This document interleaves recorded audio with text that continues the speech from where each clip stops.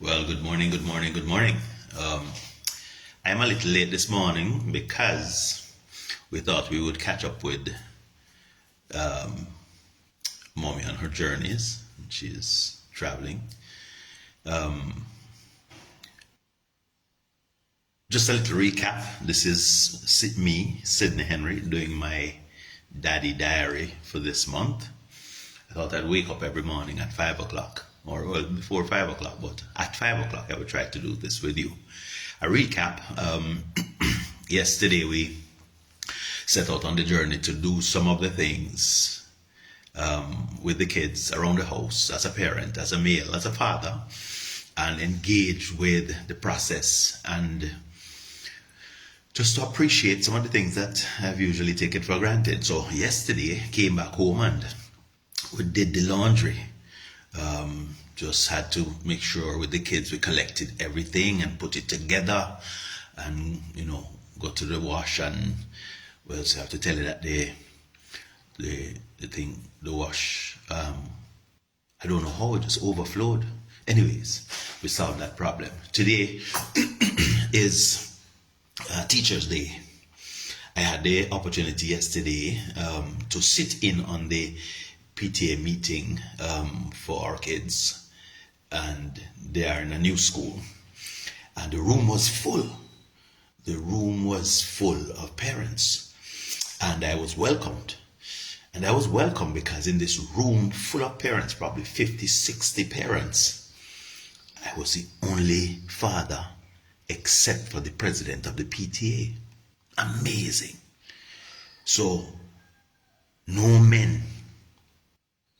The president of the PTA, myself, and the principal are the three people who are men in this room. Mind you, we had a number of persons who were online, and that's just great. The school was just using the technology, and so maybe there were other men online and they were just busy, but that was something else. How do we and when do we show up as fathers? When do we be present and participate to represent for our kids? And mind you, as I said to you, just a recap, my kids are not yet teenagers. Well, no, two of my kids are already past being teenagers. But this morning I want to just quickly share from that perspective. And this is just a moment to reflect. It's a prayerful moment. It's a moment when we want to pause and just give God thanks for yet another day. It is Education Week. It is also today Teachers Day. So you need to send something for the teacher.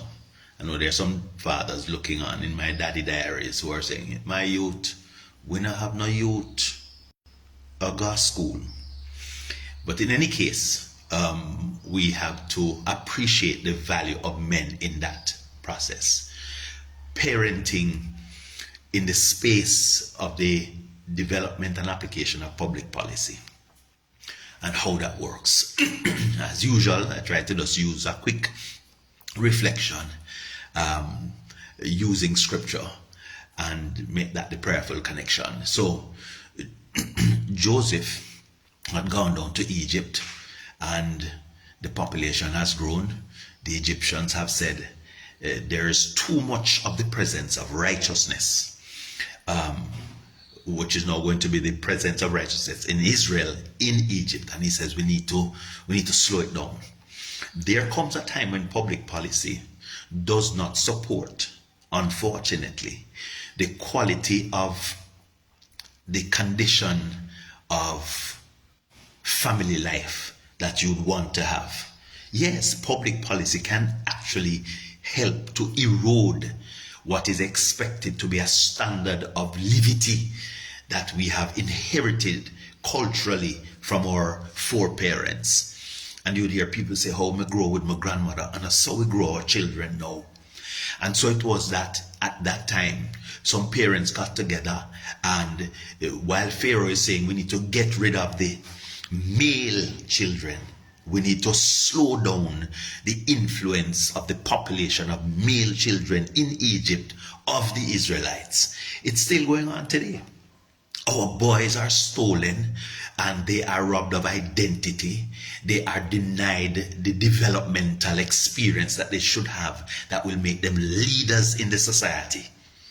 They have been brought into another kind of slavery, slavery to intoxicating beverages, slavery to a kind of communication that denies them the possibility of understanding that we're men. Slavery that does not help them to understand the difference and the distinction between being men and being women. And so, in so many ways, there is a struggle in their lives to become, to find, to apply themselves because they have truly identified who they are. I had another experience yesterday and I ran into a young man. He probably could not have been more than 10. And I was amazed at the extent to which he was effeminate. I am serious. And in the same way, I would have shared with the parents too that guess what? All of us weren't born as parents. We grow into it. We develop the skill sets that we need to help our children to become their better selves. And so sometimes we need help.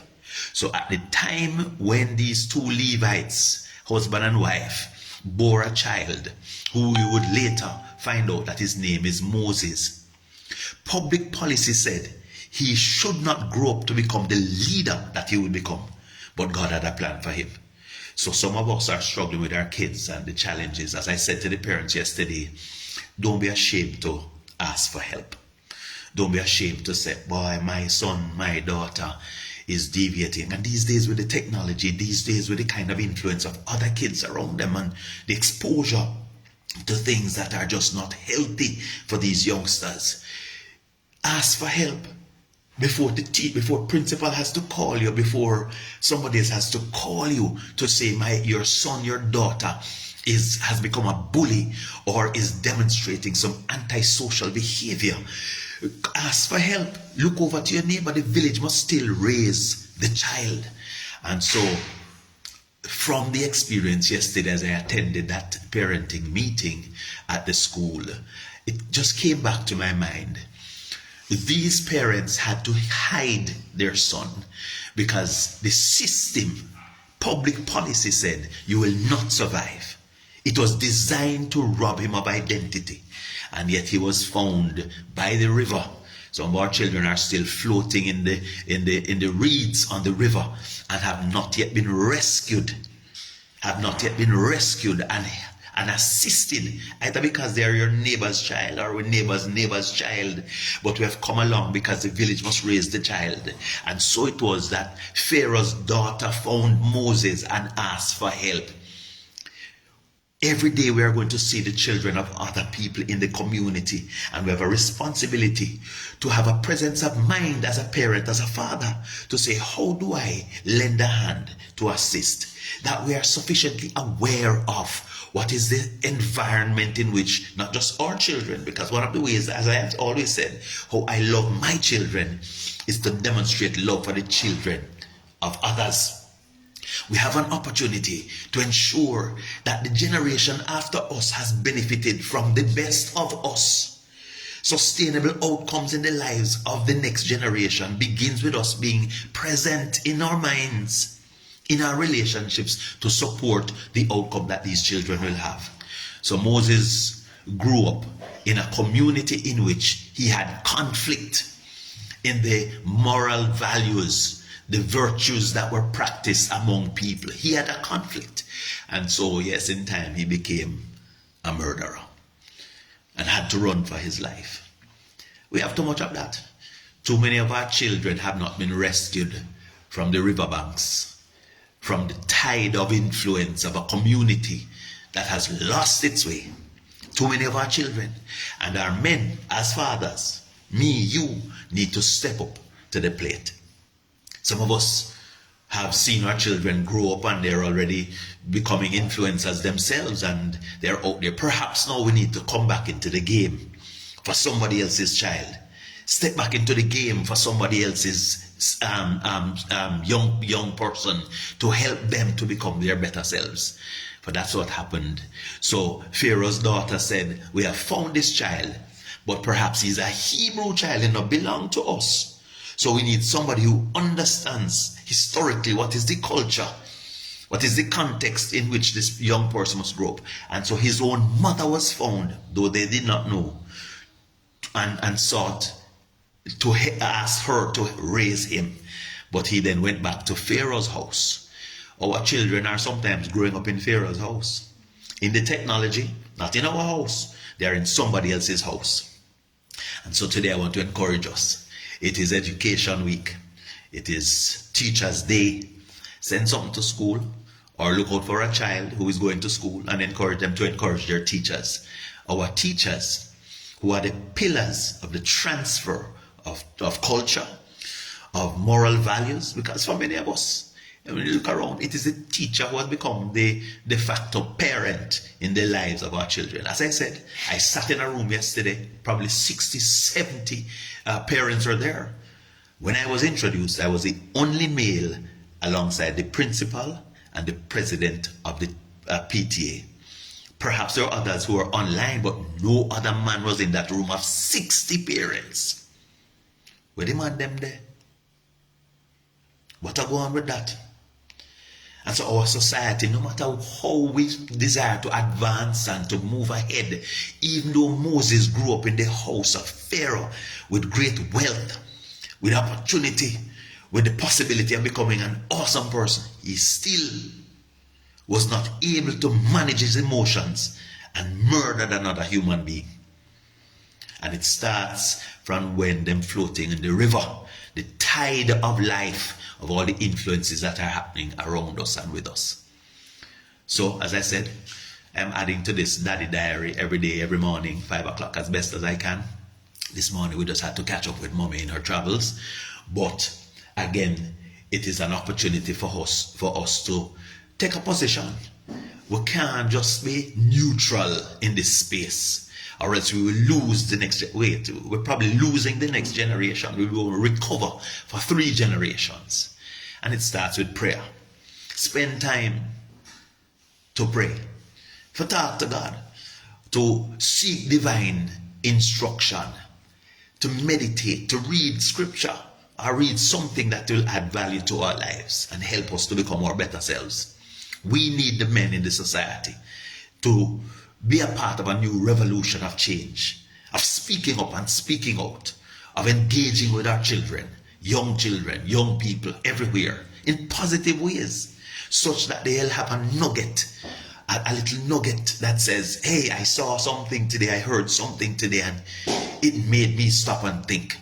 And perhaps that is the planting. As we said yesterday, Jesus said the sower went out to sow some seed, and for me, the seed are the children in our lives. And some of them are going to be planted among the thorns, some among rocky places, some will not drop in fertile ground, but some will. And sometimes you can be the fertile ground for somebody else's child in the space where they are. And so I want to encourage you today.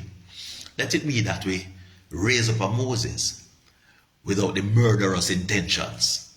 Let it be that we attend to public policy without having it overwhelm us, that we lose our children and they still get caught away with the tide of culture and what is now popular and what they pre. Let us see if we can save our children or help them to save themselves. So as I said, short, spend a little time with you.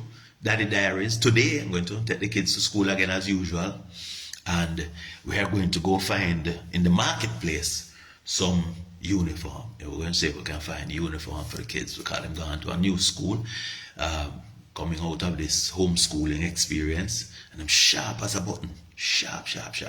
Daughter come home and say, got another 100 today. There's another 100 today. The boy said, that's finished with the work in short order. I'm bored now. Well, wait first. PEP coming up.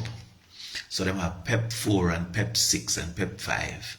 Short semester, probably 15, 16 days of teaching and learning. Public policy again. But parents, brothers, men, find a little time to sit down with the youth and come home. Don't let them just get consumed with the machine in hand, the technology, and be distracted. but spend a little time and drop a nugget of truth so that they will, like Moses, be named appropriately. Because I pulled him out of the water, I named Moses because I pulled him out of the water. I saved him from the rushing tide, from the influence of flow, from the influence that would have dragged them in the wrong direction.